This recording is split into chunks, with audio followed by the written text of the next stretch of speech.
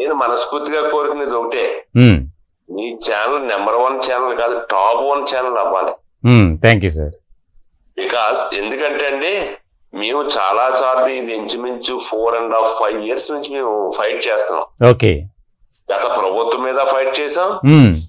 నేను తెలుగుదేశం పార్టీ సర్పంచ్ అయ్యుండి మళ్ళీ మండలంలో సర్పంచ్ సమాఖ్య అధ్యక్షుడు నేను అయ్యుండి కూడా నేను ఈ టీడీపీ, ఈ జనసేన, బీజేపీ మీద కూడా ఫైర్ అవుతున్నాం. కాబట్టి మన సమస్య ఎలాగంటే సార్, పుండి మీద పుట్టలేగా, అదే గోరు చుట్టు మీద రోకలు పుట్టలేగా, మాకు కాయలు ఉన్నప్పుడేమో రేటు తక్కువ, 7 రూపాయలు 8 రూపాయలు అమ్ముకున్నాం.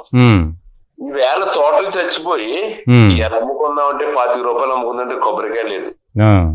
దేవుడికి కొట్టా కూడా కొబ్బరికాయ లేదు సార్.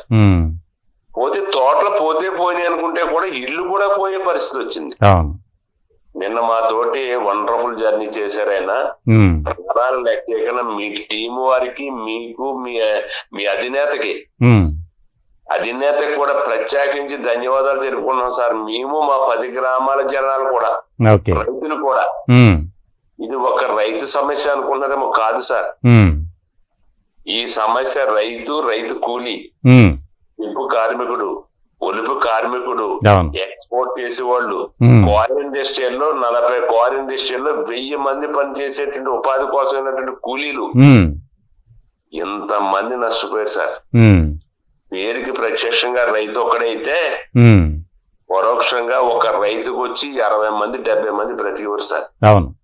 ఈవేళ పని చేయించుకోవడానికి డబ్బులు, పని చేయించుకోవడానికి భూమి లేదు, చెట్టు లేదు. ఈవేళ మేము బ్రతకడానికి చాలా ఇబ్బందిగా ఉంది. కోనసీమ అంటే ఒక వేసవి విడుదు సార్. అది మీరు ఎవరు వచ్చినా సరే 2 రోజులు ఉంటానంటే ఉండమని మీరు దగ్గర సద్భోజోపేతంగా భోజనాలు పెట్టి పంపించేవాళ్ళం.